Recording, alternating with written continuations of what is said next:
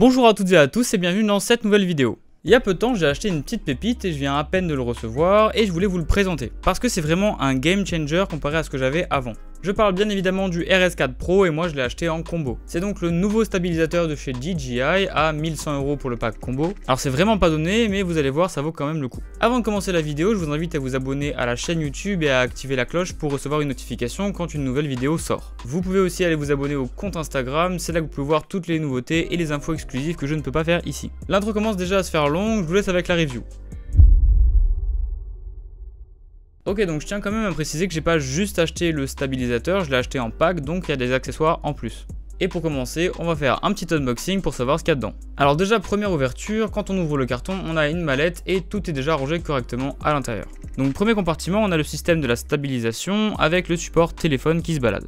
Du coup sur le côté on aura aussi les notices dans la poche zip et 2-3 stickers pratiques ou juste pour la déco. Et moi je m'en suis servi pour mettre aussi les câbles et la bague crantée pour le focus. Quand on ouvre l'autre compartiment on a plein de choses. Alors bien évidemment on a tous les éléments pour construire le Ronin, donc la poignée d'alimentation qui d'après le site a une durée de 29 heures. Mais avec tous les modules branchés, j'en doute un peu. Après on a le tripode pour poser le Ronin un peu partout et en plus on a une poignée supplémentaire pour avoir un meilleur grip. Ensuite on continue, on a deux plates différentes, les deux ont des crans pour faire l'équilibrage plus précisément. C'est vraiment super pratique. Donc on a une plate classique qui se fixe en direct à la caméra et l'autre c'est une plate en deux parties, donc vous pouvez venir enlever la caméra plus rapidement et du coup pour celle-là il y a deux supports avec cette plate. Il y a un support classique juste pour la caméra et il y a aussi un autre support qui sert pour fixer une barre Rode pour venir installer le moteur du Focus Pro qu'on a aussi dans le kit par la même occasion.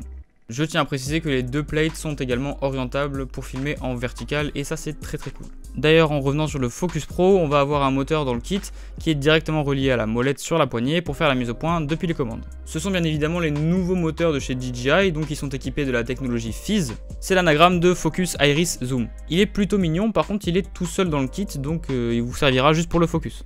Si on continue, on va pouvoir avoir un support de téléphone qu'on peut caler sur le côté parce que avec le Raven Eye, vous pouvez avoir le retour de ce que vous filmez sur un téléphone ou sur une tablette. Donc le Raven Eye en fait c'est un transmetteur Wi-Fi qui se branche directement sur la caméra relié au Ronin. Et en fait, grâce à ça, le setup prend une autre dimension. Vous allez pouvoir gérer le pan, le tilt, le roulis, mais aussi le focus. Sans compter qu'on peut avoir un retour quasiment sans latence sur n'importe quelle tablette ou quel téléphone. Donc par exemple, pour moi qui n'ai pas de moniteur, ça change vraiment la vie parce qu'en plus de ça, on peut avoir tous les contrôles à distance. Et si jamais ça vous suffit pas et que le tactile c'est pas assez précis pour vous, vous pouvez toujours connecter le Raven Eye à une manette de Play ou de Xbox pour pouvoir avoir des commandes plus précises. Je l'ai pas encore fait, mais ça va venir.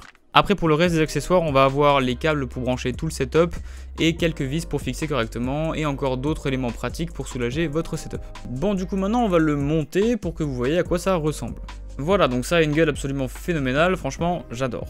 Donc là j'ai monté le setup avec tous les accessoires pour vous montrer le setup en entier. Pour les specs techniques, ce Ronin là il est en fibre de carbone ce qui réduit considérablement son poids. On est autour de 1,8 kg sans les modules. Ce qui reste toujours plus lourd que le RS3 Pro, mais en même temps, je pense qu'il est un petit peu plus gros.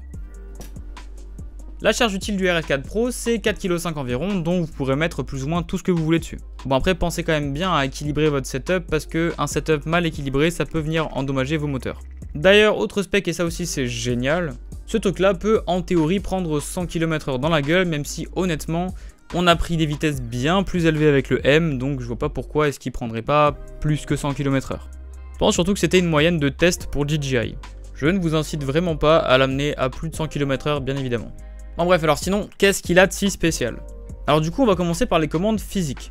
Du coup, sur l'avant, on a l'écran qui est plus grand que ton avenir, un joystick et deux boutons, un M qu'on peut venir configurer dans le menu et un bouton REC quand on se connecte avec la caméra. Ensuite, sur les côtés, on peut venir gérer les différents modes, donc FPV, tilt, lock et suivi. Dans le mode FPV, on peut aussi avoir le mode Vortex. Sur l'autre côté, vous pouvez venir changer le mode du joystick. Vous pouvez soit l'utiliser pour bouger vos axes, soit pour zoomer et donc agir sur vos moteurs. Sur l'arrière du module, on a une molette pour gérer le focus et une gâchette. Donc c'est quand même assez simple, restez appuyé, ça va lock la caméra sur tous les axes et elle sera toujours droite. 2 clics, vous recentrez. 3 clics, vous tournez la caméra en mode selfie. Et 2 clics pour revenir. Du coup ça c'est les boutons physiques, c'est assez classique mais en tout cas c'est très ergonomique. Pour la config par contre là c'est insane. Bon, déjà le mode sport il est vraiment très réactif, c'est franchement cool pour de l'action. Ensuite quand on va dans le menu, on va retrouver 4 icônes. Une pour le calibrage de la nacelle, une pour voir en quel mode vous êtes, un pour la réactivité de vos moteurs, et un autre pour voir si vous êtes bien équilibré. D'ailleurs pour calibrer la nacelle, vous pouvez aussi la calibrer pour des supports voiture. Donc c'est un Ronin qui clairement a été conçu pour faire du rolling. Et après les autres menus c'est pour la configuration de votre appareil ou encore la personnalisation. Je vais pas développer mais si vous en achetez un c'est vraiment super. Ah et on a aussi l'Active Track directement sur le Ronin, sur l'écran, c'est plutôt cool. Active Track on peut également activer à distance avec le Raven Eye, j'ai oublié de le préciser. Honnêtement à l'heure où je vous parle, j'ai pas vraiment trouvé encore le moyen de le pousser dans ses limites parce que même en le mettant mal, j'ai l'impression qu'il réagit bien. Après je pars de loin, je suis pas encore très habitué.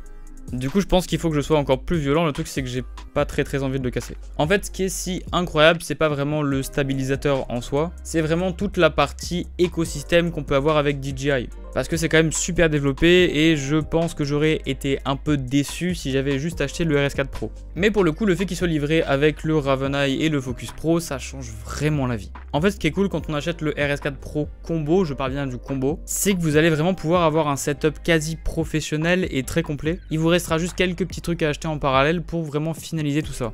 Mais sinon franchement c'est vraiment rien à dire. Bon et du coup il mérite quelle note ce Stabi?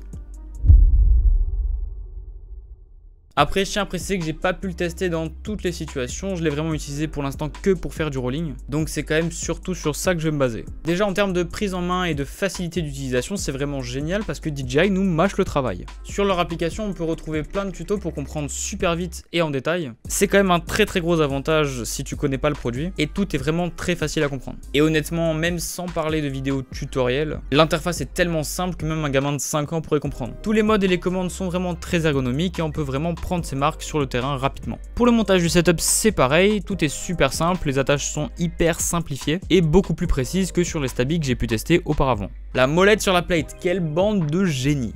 L'équilibrage se fait vraiment très rapidement et sans accroc, c'est super fiable même en vertical. Donc en soi pour la prise en main et l'ergonomie, on peut facilement lui mettre 9 sur 10. Et ce qui lui enlève des points selon moi, c'est qu'il n'y ait pas de poignée latérale dans le kit. Alors oui je râle mais honnêtement c'est purement mes préférences. Je préfère tenir un Ronin avec les deux mains excentrées de la nacelle plutôt que centrées. Je trouve ça plus précis, je préfère le grip, après c'est que mon avis. C'est chaud!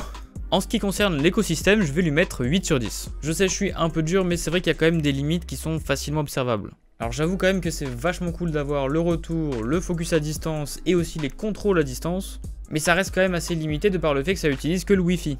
Après c'est vraiment un super écosystème et je suis très content de pouvoir l'utiliser comme ça. Mais quand même pour le prix qu'on paye ça aurait été cool de lui mettre par exemple un moteur en plus, parce que là pour le coup le moteur Phys on peut utiliser que pour le focus par exemple. Donc ça lui fait une note de 8,5 sur 10 qui est ma foi une plutôt bonne note pour un stabilisateur. Si je lui enlève autant de points c'est parce que c'est censé quand même être vendu pour des professionnels, donc je me dois de le juger en tant que professionnel. Et je devrais même pas avoir à me justifier sur la note quand on sait que le Ronin 2 existe. Juste pour rappel, le R2 c'est quand même 14 à 15 kg de charge utile et énormément d'accessoires. Donc le RS4 Pro Combo c'est super cool mais sa note restera quand même en dessous de 10. Parce qu'il y a mieux, tout simplement. Après je pense que ça reste toujours le meilleur compromis si vous voulez acheter un stabilisateur.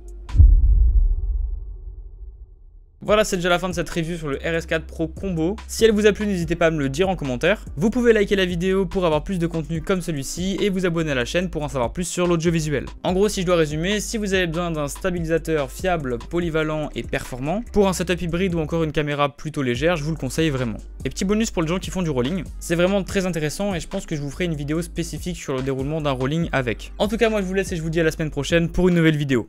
Allez, ciao!